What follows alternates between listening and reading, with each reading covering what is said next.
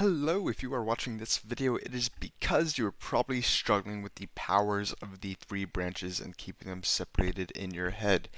If this pertains to you, if that is something that you agree with, this video will be helpful. I'm going to try and go through it quickly, so feel free to pause, feel free to raise your hand and ask me a question if you think I'm going too fast in this video, but I would want to keep it nice and short for you. So we're just going to dash right ahead through this.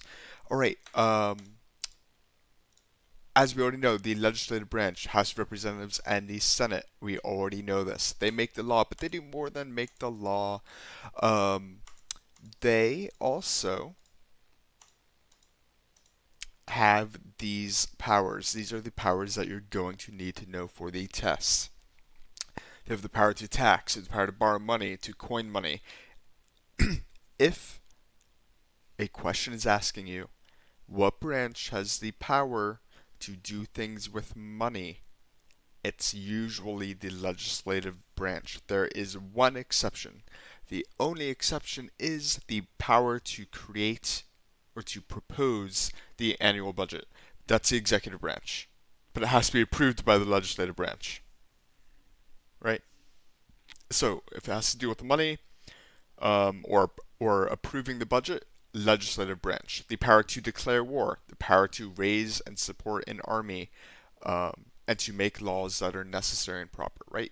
Those are the powers of the legislative branch. They also, here, you know what? I'll add it for you. Right here. Insert text box. Boom. Right here. They also have the power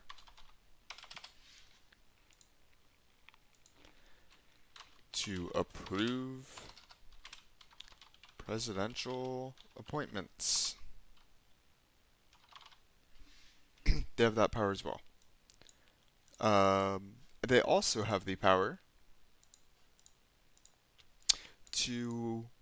Ooh, that looks awful.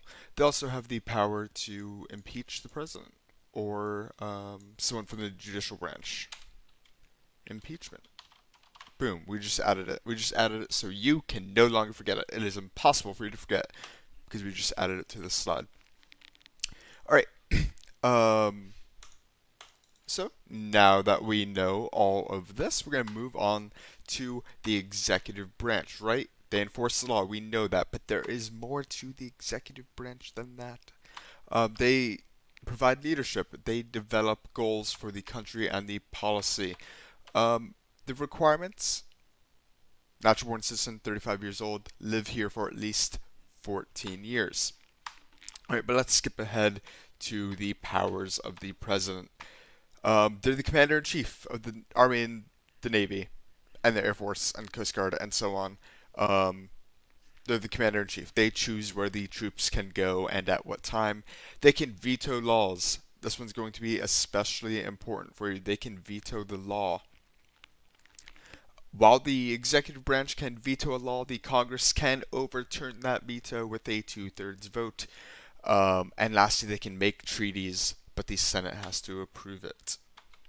Right, the judicial branch, they have to interpret the law, and what happens when they interpret the law is something called judicial review. So judicial review, here, I'm going to add it in here again for you. Ready? Judicial review. Note, if I'm taking time to make the slide right before your very eyes, it's probably because it is very important for you. Alright, judicial review is the ability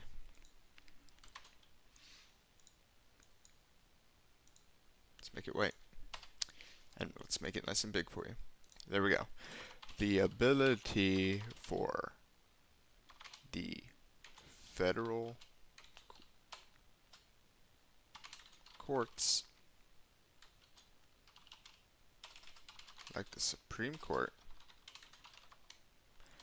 to declare a law or executive action unconstitutional.